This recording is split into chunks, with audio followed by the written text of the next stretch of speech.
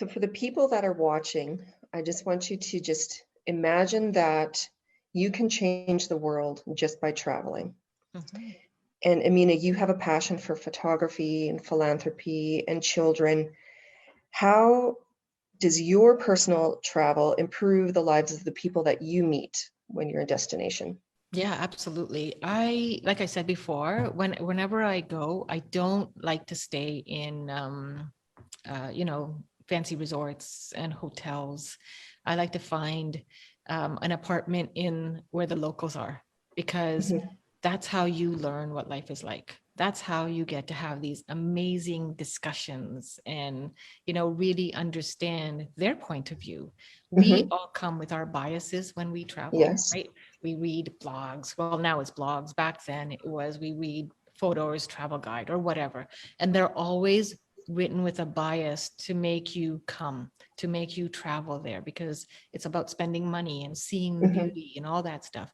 But where do they ever talk about what the struggles are for the locals, or what their challenges are, or what their life is like on a daily basis? How mhm. that mom, walks, or that girl walks 10 miles, 20 miles each day just to collect water, carrying on top of her head both ways, just to have clean water from the Mhm. one well that the community at Mass has to share.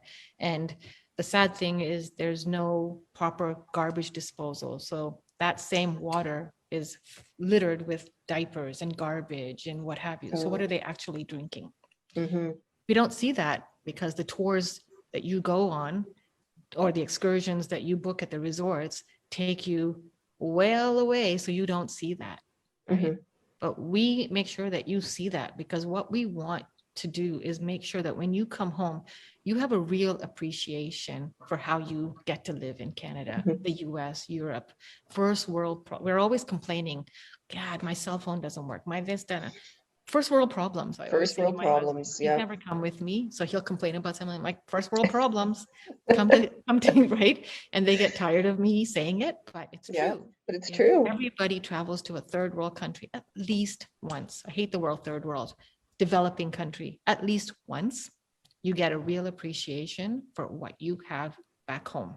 You, Mhm. you forget that your cell phone is not working, or you lost internet for a couple of hours, or Rogers went out, right? And then so many Mhm. people were like so angry. But what about that person here who doesn't have, even here in Canada right now, people are struggling. We talk about the Indigenous in the North who don't have clean water, electricity, Mhm. housing. We talk about the homeless. Yes, it bothers me even here, the homeless. I'm a Rotary member, and one of our big goals is to make sure people have food here. A lot of our neighbors have lost a lot here during COVID. So while I support my students in Uganda, because right now they don't have food, they don't have, the necessities, because COVID has hit them hard, I'm Mhm. also vested in helping our local community. And I think people have to look outside of themselves and do the same. Mhm.